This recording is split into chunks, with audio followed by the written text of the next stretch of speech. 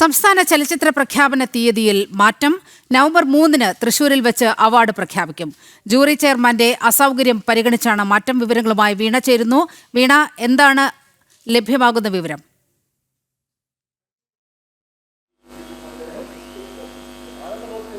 നിലിമ, നാളെയായിരുന്നു സംസ്ഥാന ചലച്ചിത്ര അവാർഡ് പ്രഖ്യാപനം നടക്കേണ്ടിയിരുന്നത്. ഈ ജൂറി ഇന്ന് തന്നെ, പ്രകാശ് രാജിന് ഇന്ന് തന്നെ ബംഗളൂരുവിലേക്ക് പോകേണ്ട ഒരു സാഹചര്യമുണ്ട്. ഈ സാഹചര്യത്തിലാണ് തിങ്കളാഴ്ചയിലേക്ക് ഇത്തരത്തിലുള്ള ഒരു പ്രഖ്യാപനം മാറ്റി എന്നുള്ള വിവരം ലഭിക്കുന്നത്. ഇതുമായി ബന്ധപ്പെട്ട് അത് മാത്രമല്ല, ഈ ഒരു വിവരങ്ങൾ കൂടി ഇത് മാറ്റാനുള്ള കാരണങ്ങൾ സംബന്ധിച്ച ചില വിവരങ്ങൾ കൂടി ഈ ഘട്ടത്തിൽ പുറത്തു വരുന്നുണ്ട്. അതായത് നാളെ നിയമസഭ ചേരുന്നുണ്ട്. ഈ നിയമസഭ ചേരുന്നതുമായി ബന്ധപ്പെട്ട് ഈ സംസ്ഥാനത്തെ അതിദാരിദ്ര്യമുക്തരെ പ്രഖ്യാപിക്കുന്ന ഒരു ദാരിദ്ര്യമുക്ത പ്രഖ്യാപനവും നടക്കുന്നുണ്ട്.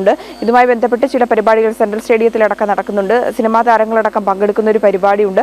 ആ പരിപാടിയുമായി ബന്ധപ്പെട്ടാണ് ഇത്തരത്തിലുള്ള ഒരു പ്രഖ്യാപന മാറ്റം ഉണ്ടായിരിക്കുന്നത്. അതിൽ ഏറ്റവും എടുത്തു പറയേണ്ടത്, സാധാരണഗതിയിൽ നമ്മൾ ഉടനീളം കഴിഞ്ഞ വർഷവും അതിന് മുന്നേയുള്ള വർഷങ്ങളിലൊക്കെ കണ്ടത് ഇത്തരത്തിലുള്ള പ്രഖ്യാപനങ്ങൾ, സംസ്ഥാന ചലച്ചിത്ര പുരസ്കാര പ്രഖ്യാപനങ്ങൾ നടക്കുന്നത് തിരുവനന്തപുരത്ത് തന്നെയാണ്.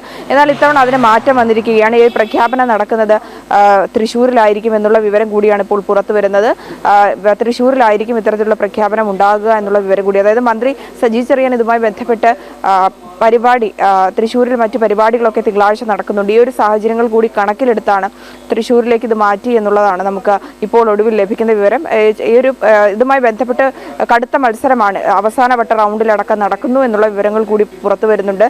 ചിലപ്പോൾ മമ്മൂട്ടിക്ക് അടക്കം അവാർഡ് കിട്ടാനുള്ള സാധ്യതയുണ്ട്, അല്ലെങ്കിൽ യുവതാരങ്ങൾക്കടക്കം അവാർഡ് കിട്ടുവാനുള്ള സാധ്യതയും കാണുന്നുണ്ട്. എന്തായാലും തിങ്കളാഴ്ച അറിയാം സംസ്ഥാന ചലച്ചിത്ര പുരസ്കാരം. കഴിഞ്ഞ വർഷത്തെ സംസ്ഥാന ചലച്ചിത്ര പുരസ്കാരങ്ങളിൽ ആരൊക്കെ ആയിരിക്കും മികച്ച നടനും മികച്ച നടിയും ഒക്കെ എന്നുള്ളതാണ്. അതിനുവേണ്ടി കാത്തിരിക്കുകയാണ് സിനിമാ ലോകവും ആരാധകരുമൊക്കെ. നീലിമ. ശരി വീണ.